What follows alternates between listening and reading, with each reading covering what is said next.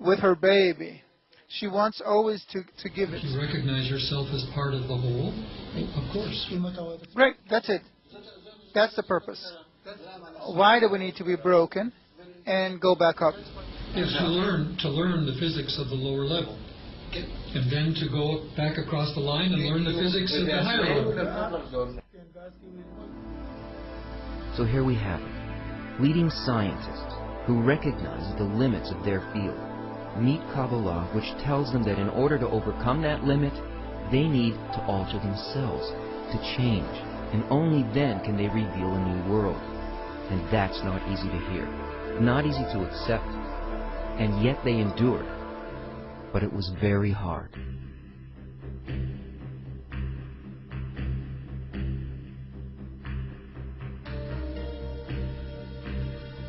I think I'm a giving person. I think I give a lot of myself in what I do.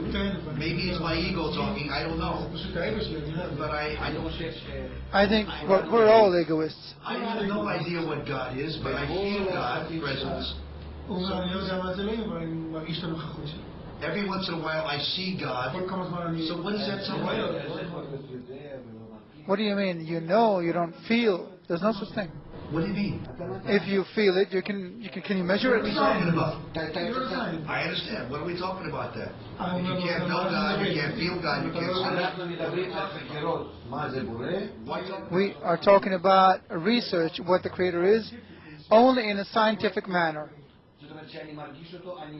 Meaning, I feel Him, I measure Him, I give measurements and numbers to every sensation, I check the tool with which I feel Him. That's the wisdom of Kabbalah. Of course. I have numbers here, let's say from 0 to 100%. And I know exactly which lights go where, and how powerfully, under which conditions. When I take something off the table, I define it as taking it from the Creator, and what pleasure I give Him by that, and then what kind of connection it creates between us. That was our first experience of talking to leading scientists. Maybe we were unaware of certain things. The mentality is different. But Rav continued to lecture. In Kabbalah, there's no such thing as mentality. In Kabbalah, everyone is absolutely equal. Back at the lecture. How do we learn about the two levels? If we, the ones who really feel from within, the heart, the point in the heart, the desire to go back to spirituality and feel it, we begin to learn about our situation up here. And that's the wisdom of Kabbalah.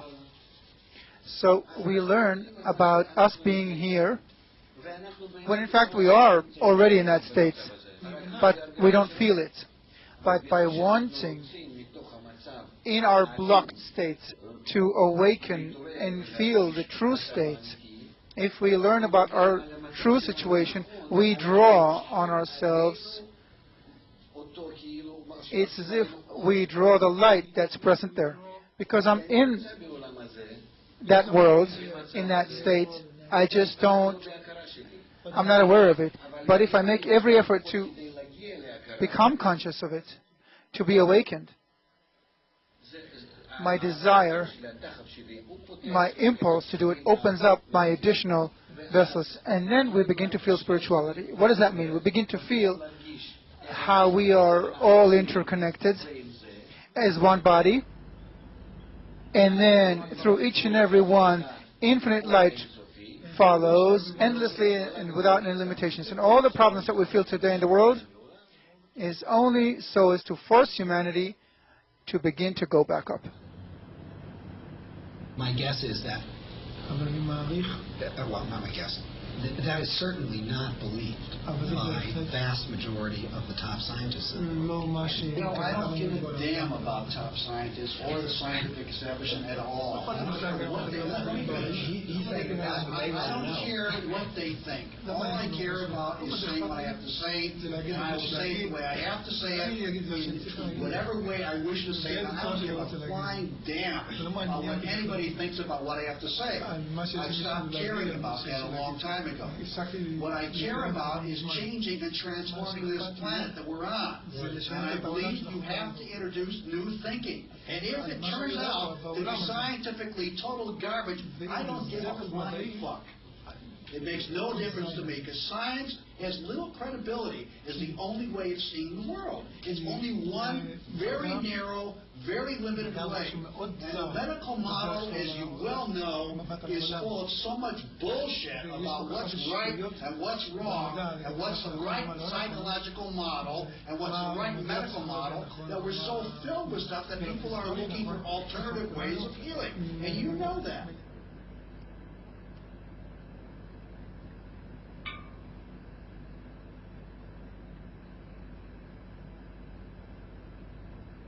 Clearly, you know your stuff. There's no question. And I'd love to sit at your feet for a long time. Very useful. It would help me tremendously, and I have no question about it. We were witnesses of a new reality being born as a second breath. Science saw in Kabbalah a unique opportunity, a chance of a breakthrough. What was it that made such a change? Was it the hours of Rav's lectures, arguments, and doubts? Perhaps it was simply that the time has come.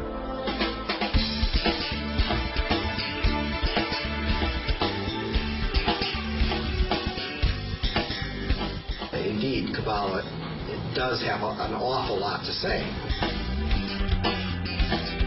I don't hear anything, I don't see anything, but I feel. So what you know is really amazing, and I honor your teaching and your wisdom. So the whole phenomenon of Kabbalah kind of emerging out of its hiddenness and in a genuine form, as opposed to just fluff, I think is very fascinating, very valuable. All possible ways to awaken the people and have them work on themselves. I think it's the way to go. Because this is something that means a great deal to me, and because I have a very positive impression of this meeting, I'm certainly happy to help in any way that I can. I certainly can contribute ideas to the film, and I'd be happy to work with you on it, sure. As long as there's life and breath and limb within me, I'm willing to travel.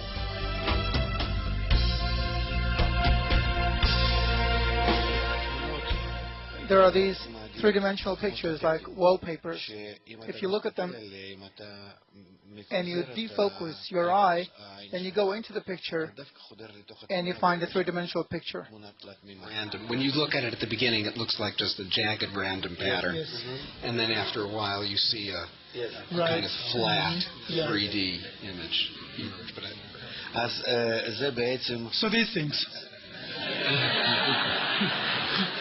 So what the wisdom of Kabbalah actually does is it helps you get that picture. It doesn't do anything new, actually. It just focuses and aims your attributes and everything in you in such a way that you begin to see into matter. Thank you very much.